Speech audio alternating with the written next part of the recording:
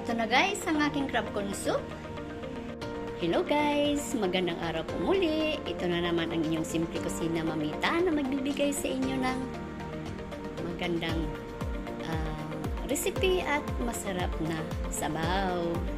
Ito guys ay mabibili natin sa restaurant at mahal ito guys na sa klase ng sabaw. Pero bakit pa naman tayo bibili ng mahal na sabaw sa restaurant? Kung kaya lang naman natin lutuin at simple lang namang lutuin ito guys.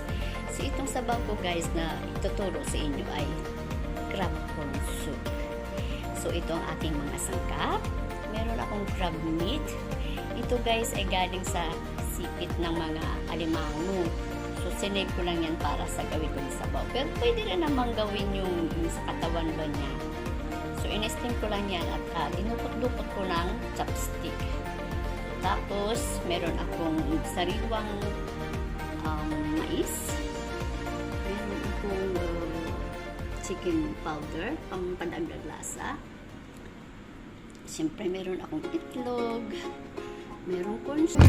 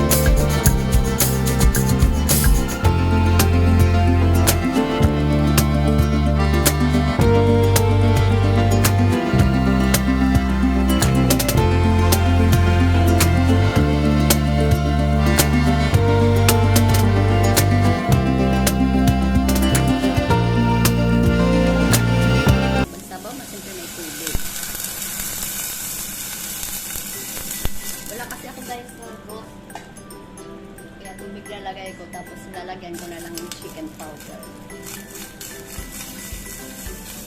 Ayan. Tapos lagyan natin ng asin kaagad.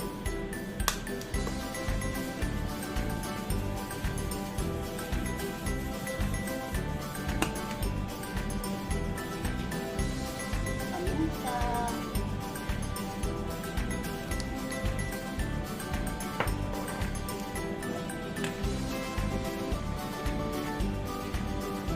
Powder.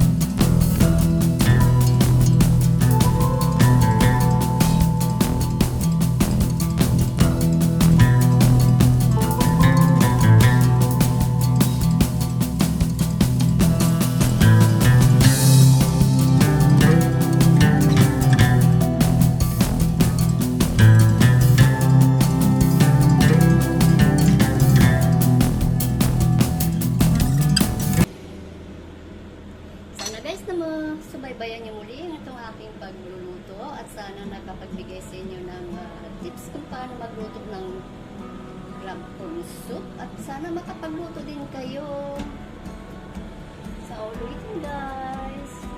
At ito na guys ang aking crab corn soup.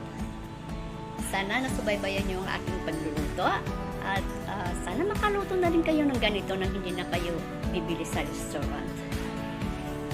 Siyempre, huwag lang kalimutan mag-subscribe, mag-likes, at mag-share.